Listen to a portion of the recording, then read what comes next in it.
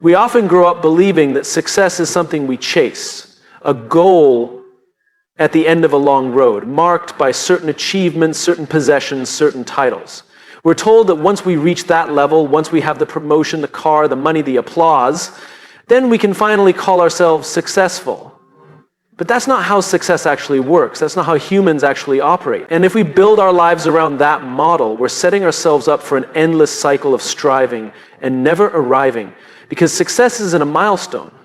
It's not something that happens when others hand it to you or when you cross some arbitrary finish line. It's a mindset. It starts long before the results show up. It begins with how we choose to see ourselves and the world around us. It's about belief. And belief doesn't come from evidence. It comes from vision. It comes from a deep sense of why you do what you do and the courage to live as if you already are what you're becoming. We all know people who wait. They wait for the title before they act like a leader. They wait for validation before they speak up. They wait for permission before they take initiative. But leaders, real leaders, don't wait. They step forward, even when they don't have all the answers. They act with clarity and confidence, even before they have the credentials.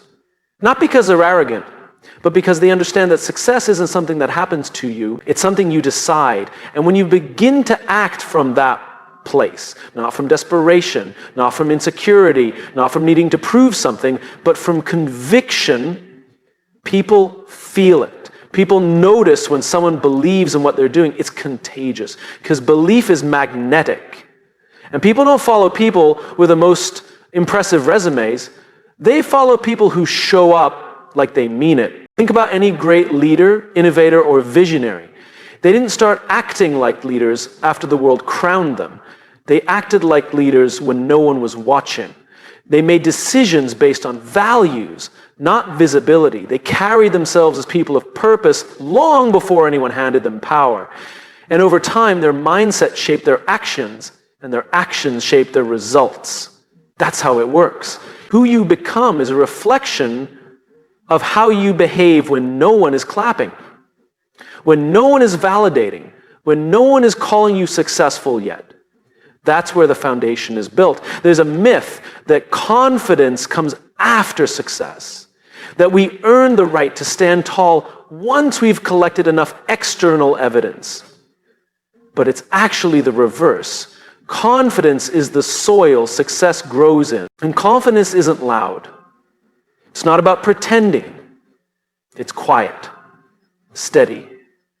It's rooted in integrity, in knowing who you are and why you do what you do. It's in choosing to show up with discipline, excellence, and generosity even when there's no reward on the other side yet. That kind of confidence, that mindset of success isn't about faking it. It's not a show. It's not a costume you wear to impress others. It's about consistency. It's about showing up every day like the person you're becoming, not the person you were, not the person people expect you to be, the person you've decided to grow into. And it doesn't require perfection. It doesn't require having all the answers. It requires alignment. When your behavior matches your vision, you begin to close the gap between who you are and who you're meant to be. That's where real momentum begins. Not when the world changes, but when you change. But here's the problem. Many people think that if they act like they're already successful, they'll come off as arrogant. They confuse confidence with ego. But true confidence is humble. It doesn't need to dominate the room. It doesn't need to prove anything. It doesn't pretend to know everything. It listens, it learns, it grows. And yet it walks with certainty because it knows its direction. So what does that look like practically? It means waking up and making decisions based on values, not moods. It means taking ownership of your time, your habits, your attitude, even when no one else is holding you accountable. It means treating your craft with respect, not because someone is watching, but because you're watching. You know what matters to you, and you know what it will take to get there. When you carry yourself as if you're already successful, you're not pretending to be someone you're not. You're stepping into the truth of who you can be.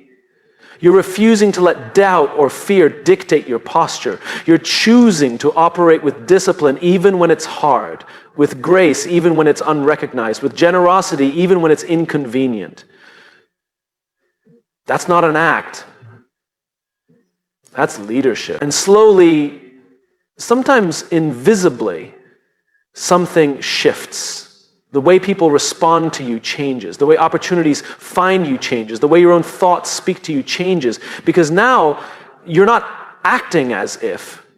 You are. The inner belief becomes outer reality. We have to stop chasing success like it's some distant event. We have to stop waiting to become who we want to be. The time to live with intention is not after the promotion, after the breakthrough, after the applause. The time is now. You want to be a great leader? Lead yourself today. You want to build something meaningful? Show up with excellence today. You want to be respected? Start by respecting your own process today. Success is not a destination. It's a decision made in quiet moments, repeated daily, that gradually transforms who you are. And the people who truly make a difference, they don't act like they're waiting for something. They act like they've already found it.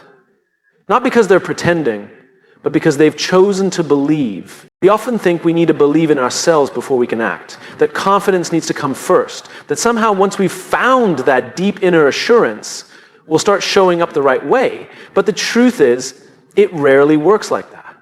Belief doesn't lead to action as often as we think. More often than not, it's the other way around. It's action that leads to belief. Behavior drives belief. If you want to believe in yourself, don't wait for it. Act first. Let your actions prove to your brain that you're capable, that you're trustworthy, that you're serious. Because our brains pay attention to our patterns. The way we behave tells our minds what kind of person we are. When you keep promises to yourself, when you follow through, when you show up even when it's hard, something powerful happens inside you. You begin to build trust with yourself. And that trust becomes belief. We usually associate trust with other people, but self-trust might be the most critical kind. If you don't trust yourself, how can you lead? How can you grow? How can you navigate uncertainty with confidence? Trust is built, not given. And it's built through consistent behavior. Small daily actions. Showing up when you said you would. Taking the next step when it would be easier to hide. Doing the hard thing when no one is watching. This isn't about being perfect. It's about being consistent. It's not about never failing. It's about getting back up when you do. When you respond to failure with resilience, your brain doesn't record the failure as the story. It records the recovery. It says, I fall down, but I get back up. And over time, those small responses build a belief system. One that says, I'm the kind of person who follows through. I'm the kind of person who figures it out. I'm the kind of person who doesn't quit. Most people think belief comes from a moment of inspiration. That one great speech or one life-changing event suddenly flips the switch and now they're filled with belief. But inspiration fades. Motivation fades. What stays with us is what we do again and again. It's our habits that shape how we see ourselves. It's our behavior that writes our story. Think about someone who wants to get in shape. If they sit on the couch all day hoping to feel like an athlete before going to the gym, they'll never go. But if they start going, even when they feel unsure, they begin to change the way they see themselves. Not because of the result, but because of the routine. I go to the gym. I push through discomfort. I show up. That's where belief is born. In the same way, if you want to see yourself as a leader, don't wait until someone calls you one. Act like one now. Lead where you are. Take responsibility. Serve others. Make decisions based on values. Communicate with clarity. Step up in the small moments. The behavior comes first. The belief follows. That's the mistake we often make. We wait for the title. We wait for permission. But leadership doesn't come with a badge. It comes with behavior. You become a leader not when someone gives you authority, but when you start behaving like someone who takes ownership. Ownership of your choices, your attitude, your relationships, your vision. There's a reason athletes practice visualizing success. There's a reason high performers rehearse excellence. It's because the body doesn't always follow the mind. Sometimes the mind has to follow the body.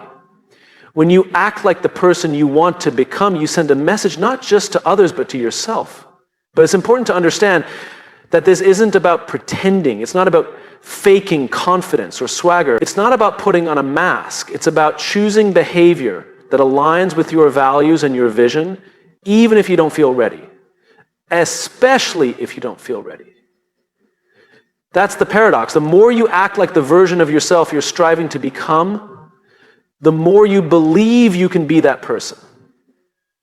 Not because you're giving yourself evidence. Our belief system is shaped by the story we tell ourselves. And that story is shaped by what we do day in and day out. You can't outthink your way to belief. You have to act your way there.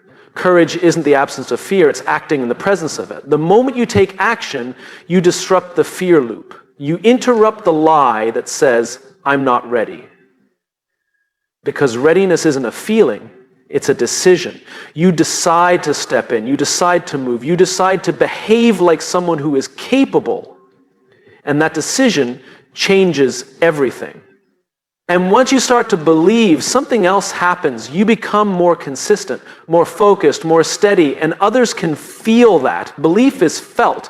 When someone speaks or leads or creates from a place of internal belief, it resonates. Because it's not rooted in ego or performance, it's rooted in integrity, in alignment, and we trust people who are aligned. So if you want belief, don't search for it, build it. Stack it, layer it, one disciplined action at a time. Let your actions speak to your brain louder than your doubts ever could.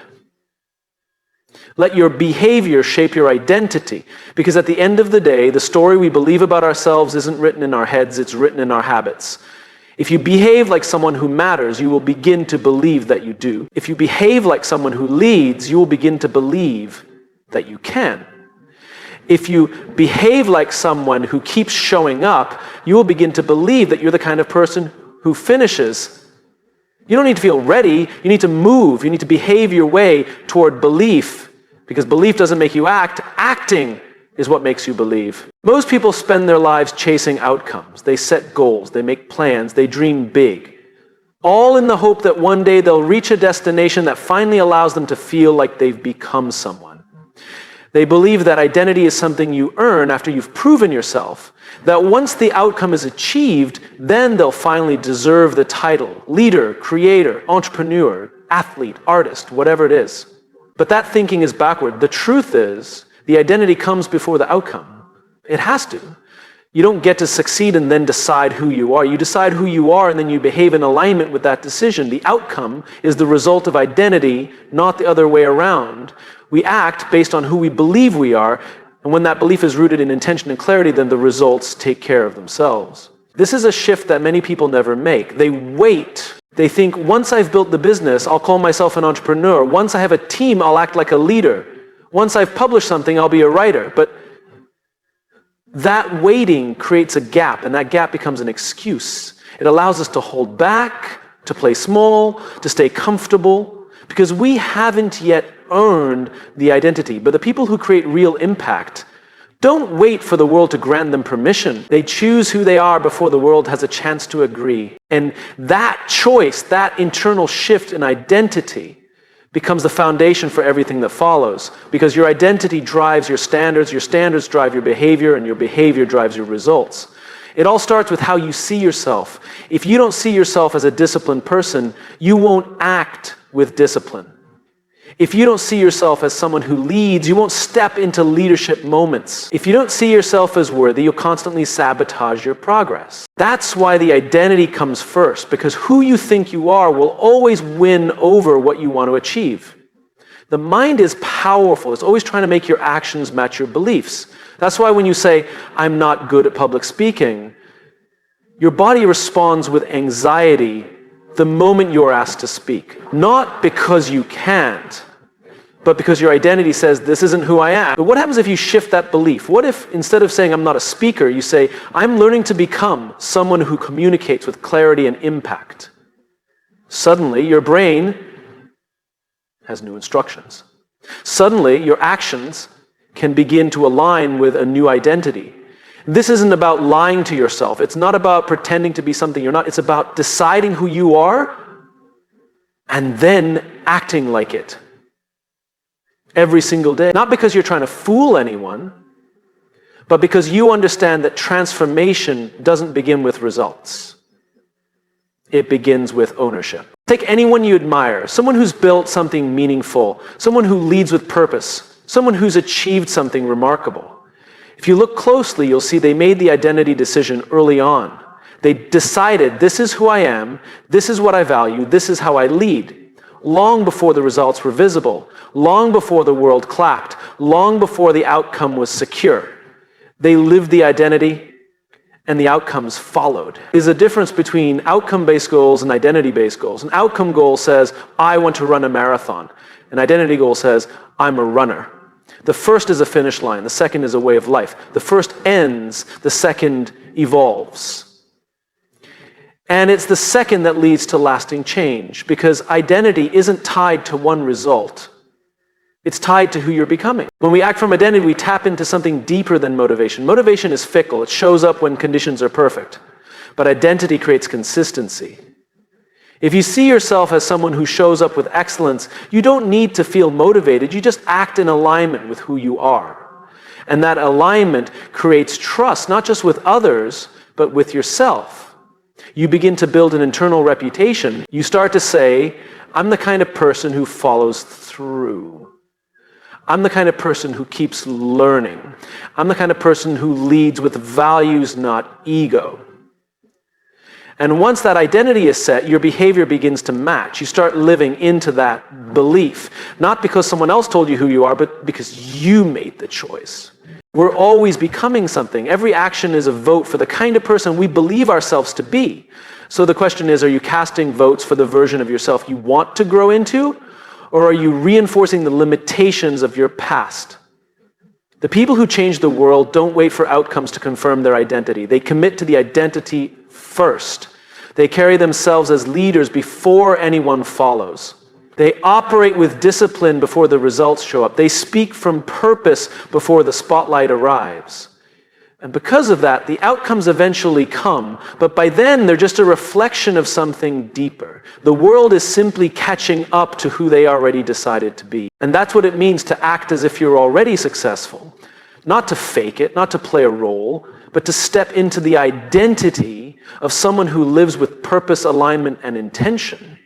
Someone who shows up every day as if the outcome is inevitable, not because it's guaranteed, but because their behavior says it's possible. You don't become successful and then start acting like it. You act like someone who is successful, and that identity becomes the engine that pulls the outcomes toward you. And when the results arrive, when the title comes, when the recognition shows up, it won't feel like a surprise. It'll feel like a confirmation, not of what you've achieved, but of who you've already become. How we show up matters more than we think. People are watching, not in a performative way, not in a judgmental way, but in a human way, because we're wired to notice posture, tone, energy, presence.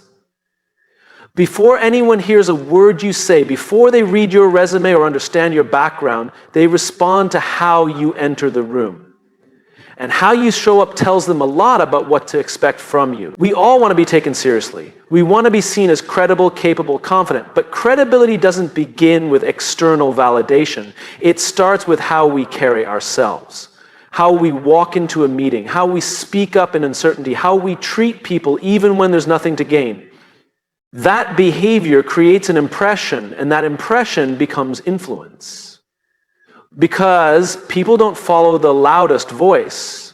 They follow the most consistent one, the one that feels grounded, the one that feels real. The mistake many people make is thinking they'll show up better once they've made it, once they're promoted, once they're in charge, once they're successful.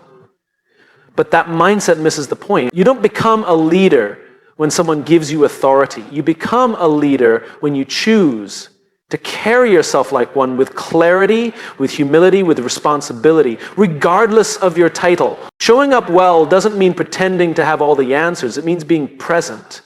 It means standing for something. It means communicating with purpose, not performance. It's about tone, not volume. Consistency, not perfection. It's not about impressing people. It's about showing them someone worth trusting. And trust, unlike attention, takes time to build. But the first step is how you show up. People can feel when you're grounded. They can sense when you're aligned with your values. When your body language, your words, your decisions, and your energy are all telling the same story, people notice that alignment doesn't scream, it resonates.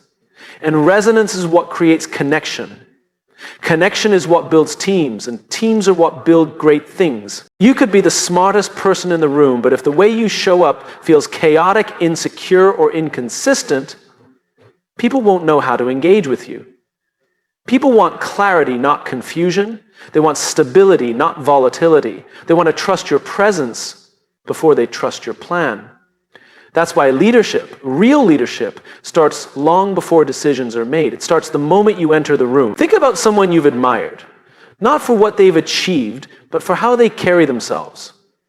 Chances are they weren't the flashiest, they weren't trying to be the center of attention, but there was something about the way they held space, the way they listened, the way they spoke when it mattered. That kind of presence is earned. It's built through intention, not accident. When you show up with integrity, people may not notice immediately. But over time, they will remember how you made them feel.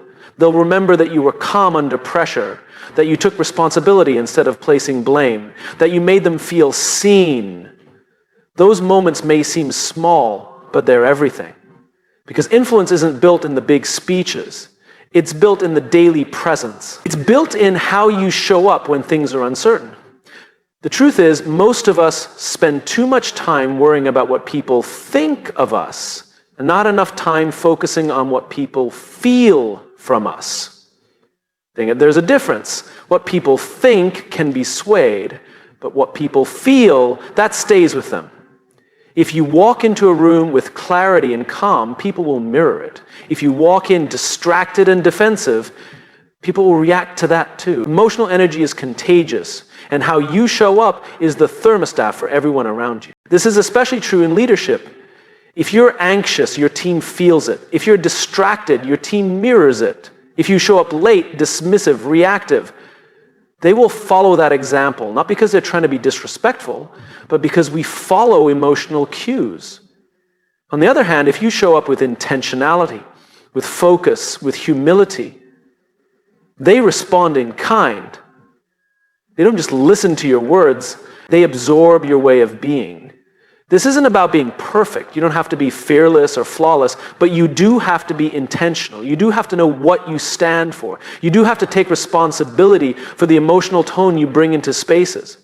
Because people are looking to you, not just for answers, but for how to be in the face of pressure, uncertainty, and change. If you want people to treat you like a leader, start showing up like one now. Not later, not when you get the promotion, not when things are easy, now. That means preparing. That means listening more than you speak. That means being fully present, not just physically, but mentally and emotionally. It means being someone others can count on, not because you always say the right thing, but because you consistently show up in a way that feels honest and clear. You may never know the full impact of your presence. Someone might make a brave decision just because you sat beside them with confidence.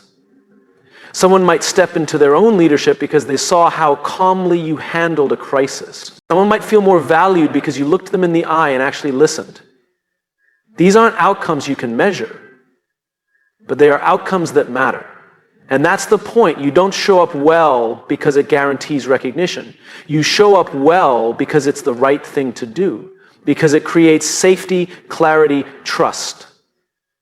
Because it elevates the room, not just your reputation. Because it makes you someone worth following, even if no one's following yet. So every room you walk into is an opportunity. Every conversation, every meeting, every moment, a chance to lead, to align, to build trust. Not with noise, not with bravado, but with quiet confidence, with consistency, with presence. Because people don't just respond to what you do. They respond to how you do it. They respond to how you show up. So make it count. We often talk about confidence as if it's something you either have or you don't. Like some people were just born with it, while the rest of us are left trying to fake it, hoping nobody notices the cracks. We treat confidence like a prize, something you earn once you've done enough, proven enough, become enough. But that's not what confidence is. Confidence isn't a trophy. It's not the result of pretending. Confidence is a byproduct, and the source is alignment. When your behavior is aligned with your values, when your actions reflect your purpose, when your words match your beliefs, that's when confidence shows up. Not in an arrogant way, not in a loud way, but in a steady, grounded, unmistakable way. Real confidence isn't about volume. It's about clarity. It's about knowing who you are, what you stand for, and why you do what you do, and then showing up that way consistently. And that's why some of the most confident people you'll ever meet aren't the ones talking the most. They're the ones whose presence feels rooted, centered. There's no need to prove anything, no need to perform, because their identity and their behavior are in sync. That alignment creates trust, not just with others, but with themselves. And from that trust, confidence grows. The problem is, most people look for confidence in all the wrong places. They chase external validation. They look for applause, awards, promotions, as if someone else's approval will finally make them feel whole. But you can have the resume, the title, the recognition, and still feel empty inside if how you're living isn't aligned with who you are. That's why imposter syndrome shows up even in the most outwardly successful people. It's not because they're not good enough. It's because deep down, they know something is out of sync. Maybe they've built an image that doesn't match their truth. Maybe they've been chasing someone else's definition of success. Maybe they've been compromising their values to get ahead. Whatever it is, the result is the same: a shaky sense of self. A fragile kind of confidence that breaks the moment things get hard. But when you live in alignment, something shifts. You stop needing to convince people. You stop needing constant reassurance. Because you're not trying to be someone, you're simply being who you already are. And the more you live that way, the more you trust yourself. That's the root of real confidence. Self-trust. Not perfection, not popularity. Just the quiet, unshakable belief that you're being true to yourself. Of course, alignment doesn't happen by accident. It takes intention. It takes self-awareness. You have to be honest enough to ask, what do I actually believe in? What do I care about? What kind of person do I want to be? And once you've answered that, you have to be brave enough to live like it matters. You don't get confidence from mimicking someone else's voice. You get it from finding your own. That voice might not be polished at first. It might not be loud, but it will be real, and real is powerful. Because real can't be shaken. When your voice comes from alignment, people don't just hear your words, they feel your conviction. That's what creates influence. The world is full of noise. Everyone's trying to look like they've got it together. But the people who make a lasting impact aren't the ones with the slickest image. They're the ones with the strongest foundation. They're not reacting to every opinion or chasing every trend. They're rooted in something deeper.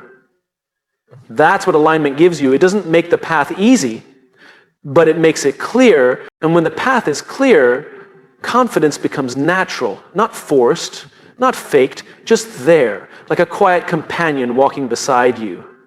Because you're not spending energy pretending. You're not wasting time comparing. You're focused. You're grounded, you're showing up as yourself, flaws and all, and you're doing the work. Confidence built on alignment doesn't crumble in failure because it was never built on success. It was built on purpose. So even when things go wrong, even when the project fails or the outcome disappoints, the foundation remains. You still know who you are. You still know why you showed up. And that's what gives you the courage to try again. And this kind of confidence is magnetic. People are drawn to authenticity. They're drawn to leaders who know themselves, who stand for something, who don't need to dominate the room to command respect. That's what alignment gives you, not just the strength to act, but the consistency to lead. But here's the part we often overlook. Alignment doesn't just affect how you feel. It affects how others feel around you. When you're aligned, you give people permission to be themselves. When you speak honestly, you create space for others to do the same. When you lead from values, you invite trust. And when you model real confidence, the kind that comes from within, you help others build it too. So if you want to become more confident, don't chase louder words or flashier wins. Chase alignment. Ask yourself the hard questions. Audit your habits. Pay attention to the little ways you compromise and choose day by day to realign. Confidence will follow, not because you've earned it from the world, but because you've earned it from yourself. This is the deeper work, the real work. It's not about appearances. It's about congruence. Your inside world and your outside world telling the same story. That's where confidence lives, not in the applause, not in the outcome, in the integrity between who you are and how you live. Because when those two things match, when you're truly aligned, you stop chasing confidence. You become